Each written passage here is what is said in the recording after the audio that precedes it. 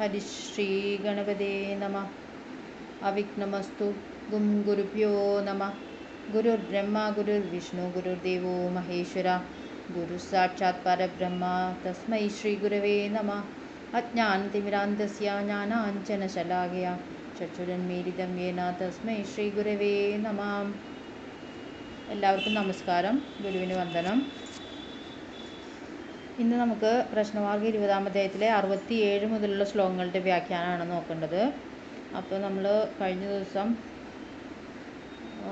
വിവാഹകാലത്തെക്കുറിച്ചാണ് ചിന്തിച്ചുകൊണ്ടിരുന്നത്. എപ്പോൾ വേഗം വിവാഹം നടക്കുമോ, അതോ മധ്യവയസ്സിലാണോ, അതോ വയസ്സാം കാലത്താണോ എന്നുള്ളതാണ് കണ്ടുകൊണ്ടിരുന്നത്. അതിൽ വേഗം വിവാഹം കഴിയാനുള്ള യോഗങ്ങളാണ് പറഞ്ഞിരുന്നത്. ഇനി 67-ാമത്തെ ശ്ലോകം. ഭാര്യാവിഷയ വിചിന്തനമുദിതമിദം ജന്മലഗ്ന വിഹഗവശാൽ സഹധർമ്മം ചരതി നര പുത്രാംശ്ച ലഭേത ഭാര്യയായസ്മാൽ. ഭാര്യയാ സഹ, നരൻ ഭാര്യയോടുകൂടി, യസ്മാൽ ധർമ്മം ചരതി, യാതൊന്നുകൊണ്ട് ധർമ്മമാർഗത്തിൽ സഞ്ചരിക്കുന്നു, പുത്രാംശ്ച ലഭേത, യാതൊന്നുകൊണ്ട് സന്താനലബ്ധിയുണ്ടാകുന്നു, ഭാര്യാവിഷയ വിചിന്തന, അതുകൊണ്ട് ഭാര്യാവിഷയമായ നിരൂപണം, ഇതം ജന്മലഗ്ന വിഹഗവശാൽ ഉദിതം, ഇപ്രകാരം ജാതകത്തിൽ ഗൃഹസ്ഥിതി കൊണ്ട് പറയപ്പെടുന്നു.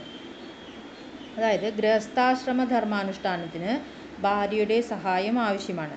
സന്താനങ്ങളിൽ കൂടി മാത്രമേ പിതൃക്കളുടെ ഋണമോചനം സാധിക്കുകയുള്ളൂ. അതുകൊണ്ട് വിവാഹത്തിൻ്റെ പ്രാധാന്യം വ്യക്തമാണ്. വിവാഹചിന്തന ജാതകം കൊണ്ടാണ് ചെയ്യേണ്ടതെന്ന് ഇവിടെ സൂചിപ്പിക്കുന്നു. അപ്പോൾ ഗൃഹസ്ഥാശ്രമം, ധർമാനുഷ്ഠാനങ്ങളിൽ ഗൃഹസ്ഥാശ്രമം എന്നുള്ള വരുന്ന കാലത്ത് ഭാര്യയുടെ സഹായം ഉണ്ടെങ്കിലാണ് ഉൽപാദനം ഉണ്ടാവുകയുള്ളൂ. അതിലൂടെയാണ് പിതൃക്കളുടെ ഋണമോചനം സാധിക്കുകയുള്ളൂ. അപ്പോൾ വിവാഹത്തിന് അത്ര പ്രാധാന്യം വ്യക്തമാണെന്ന് ചുരുക്കം. അതുകൊണ്ട് വിവാഹചിന്തന നമ്മുടെ ജാതകം കൊണ്ട് തന്നെ ചെയ്യേണ്ടതാണ് എന്നുള്ളതാണ് 67-ാമത്തെ ശ്ലോകം കൊണ്ട് പറഞ്ഞിട്ടുള്ളത്. അപ്പോൾ ഇവിടെ വിവാഹകാലവും വിവാഹചിന്തനയും കഴിഞ്ഞു.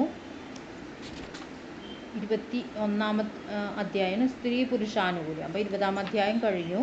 21-ാമത്തെ അധ്യായമാണ് തുടങ്ങുന്നത്. സ്ത്രീ പുരുഷാനുകൂല്യം. ദമ്പത്യോർജന്മതാരാധൈരാനുകൂല്യം പരസ്പരം വിചിന്യോഭയമ കാര്യസ്ഥൽ പ്രകാരോ നിഗദ്യതേ.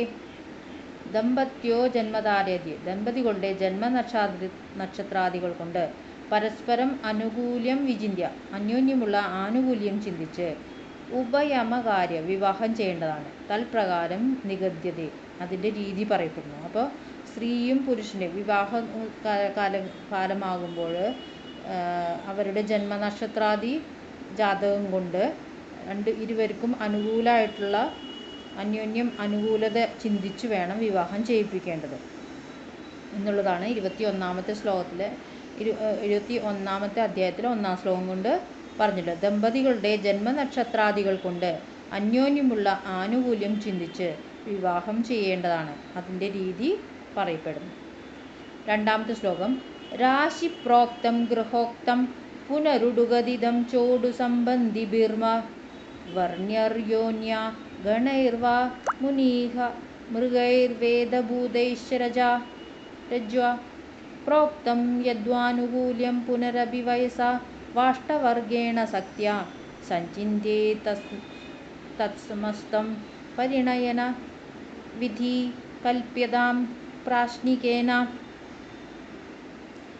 രാശി പ്രോക്തം, രാശി കൊണ്ട് പറയേണ്ടതും, ഗൃഹോക്തം, ഗ്രഹത്തെ കൊണ്ട് പറയേണ്ടതും, പുന ഉടുഗതിദം ച, പിന്നെ നക്ഷത്രം കൊണ്ട് പറയേണ്ടതും, ഉടു സംബന്ധിവി, നക്ഷത്ര സംബന്ധികളായ ബ്രാഹ്മണാദി വർണ്ണയോന്യ, ബ്രാഹ്മണാദി വർണ്ണങ്ങളെ കൊണ്ടും സ്ത്രീ പുരുഷ യോനി കൊണ്ടും, ഗണൈവ മുനിവിഹക മൃഗൈ വേദ ഭൂതൈച, ഗണങ്ങളെ കൊണ്ടും, ഋഷികൾ, പക്ഷികൾ, മൃഗങ്ങൾ, വേദം, ഭൂതം ഇവയെ കൊണ്ടും, രജ്വാ പുനരപി വയസ്സായ, രജ്ജു കൊണ്ടും പിന്നെ വയസ്സുകൊണ്ടും, അഷ്ടവർഗേണ സഖ്യ, അഷ്ടവർഗം കൊണ്ടും ആസക്തി കൊണ്ടും, യദ്വാനുകൂല്യം, യാതൊരു ആനുകൂല്യങ്ങളാണോ വേണ്ടത്, ഏതൽ സമസ്തം സഞ്ചിത, അവയെല്ലാം വേണ്ടവിധം ചിന്തിച്ച്, പരിണയന വിധി, വിവാഹത്തെക്കുറിച്ച് തീരുമാനം, പ്രാശ്നികേന കൽപ്യതാം, ദൈവജ്ഞനാൽ നിർവഹിക്കപ്പെടണം.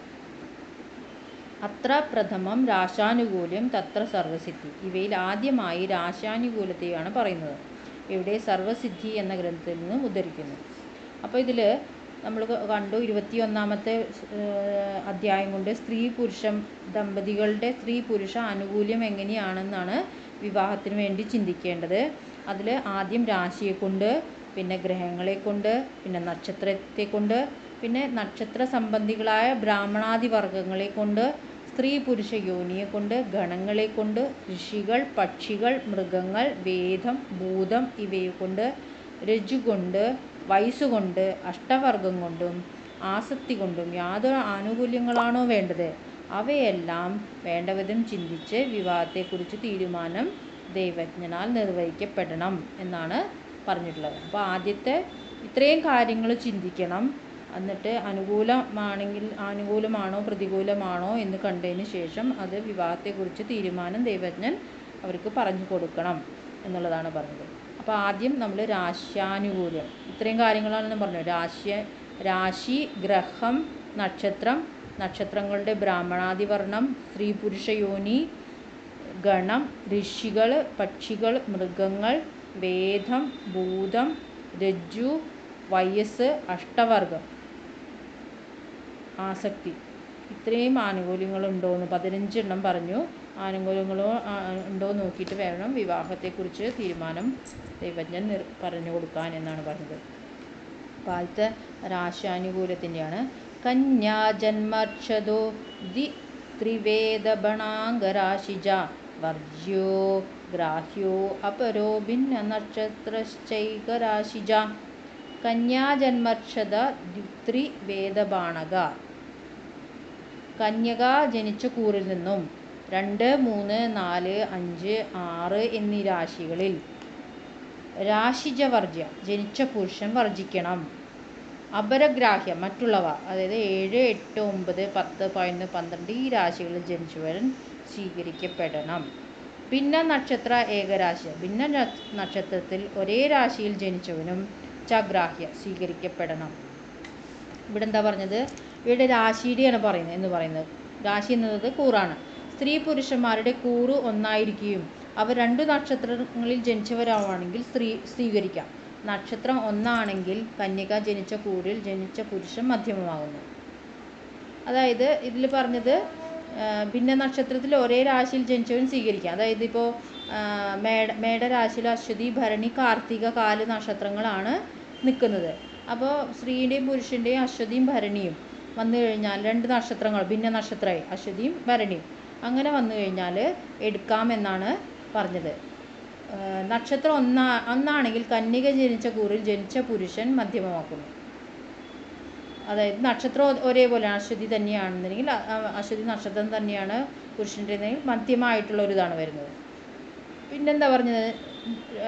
കന്യക അപ്പോൾ സ്ത്രീയുടെ നക്ഷത്രത്തിൽ നിന്നാണ് നോക്കേണ്ടത്. സ്ത്രീയുടെ നക്ഷത്രത്തിൽ നിന്നും 2, 3, 4, 5, 6 ഇത്രയും രാശികളിൽ നിൽക്കുന്ന പുരുഷൻ വർജിക്കപ്പെടണം എന്നാണ് പറഞ്ഞത്.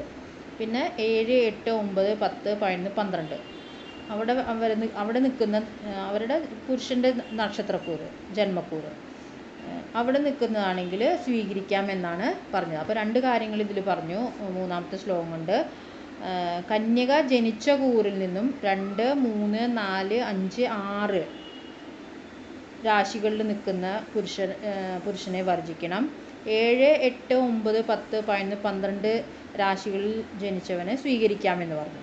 പിന്നെ ഒരേ രാശിയിൽ എന്നുവെച്ചാൽ കൂറ് ഒരേ രാശിയാവുക എന്നുവെച്ചാൽ ഉദാഹരണം ഞാൻ പറഞ്ഞല്ലോ മേടക്കൂറ്, അതിൽ അശ്വതിയും ഭരണി അങ്ങനെ 2 നക്ഷത്രങ്ങളായിട്ട് നിന്നാൽ എടുക്കാം എന്നാണ് പറഞ്ഞത്. ഒരേ നക്ഷത്രമാണെങ്കിൽ മധ്യമമായിട്ടാണ് എടുക്കേണ്ടത് എന്നാണ് പിന്നെ പറഞ്ഞിട്ടുള്ളത്.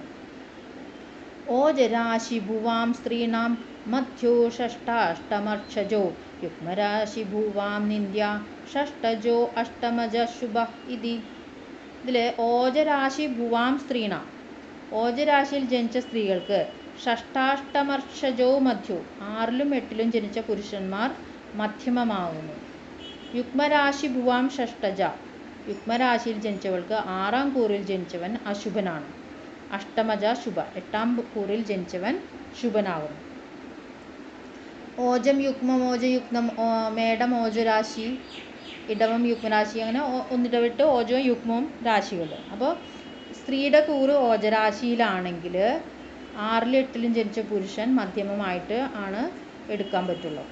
ഇനി സ്ത്രീയുടെ രാശി ജന്മക്കൂറ് യുഗ്മരാശിയിലാണെങ്കിൽ 6-ാം രാശിയിൽ ജനിച്ചവൻ അശുഭനാണ്, 8-ാം കൂറിൽ ജനിച്ചവൻ ശുഭനാണ് എന്നാണ് 4-ാം ശ്ലോകം കൊണ്ട് പറയുന്നത്. അപ്പോൾ ഇന്നത്തെ ശ്ലോക വ്യാഖ്യാനം ഇവിടെ അവസാനിക്കുന്നു.